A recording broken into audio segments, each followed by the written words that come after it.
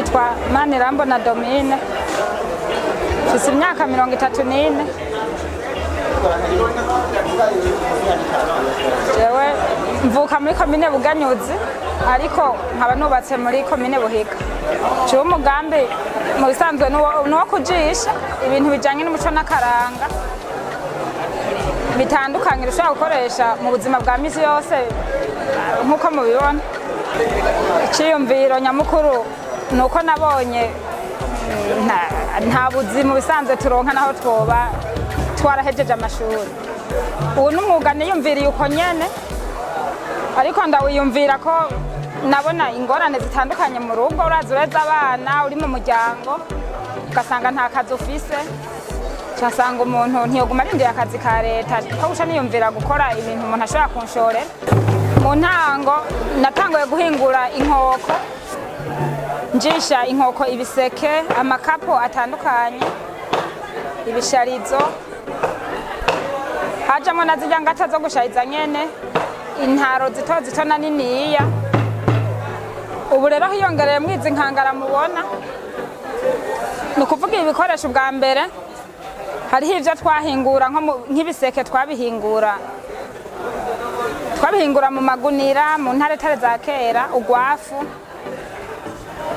Izi tukazikora mu bita mu misuri n'imigano, ariko no musi twashizemwo ibi mubona.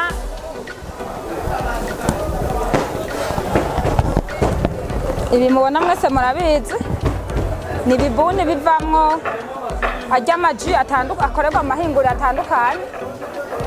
Twariyumvira y'ikiyumviro dusanga ni vyiza ko vyogabanuka mu ntuzeha mu Burundi, kubera turabona ntaco bituzanira atari ukonona ibidukikije.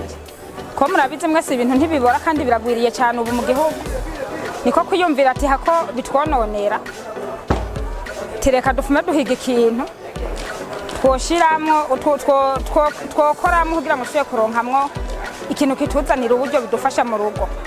Abadushorera cyane kaniniya naba bantu usanga bafise amagareri yo gukotesha ibi bintu vy'amakapo bakoresha mu manza mu gusereva, canke utudukangara bakatudukotera co kimwe n'ibiseke bakaza kubikoresha nko mu gutwikurura mu manza zitandukanye.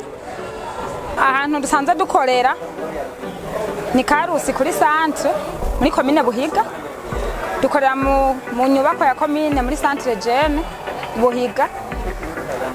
Inomero mushaho dutorako ni 69 ubusa 36 696.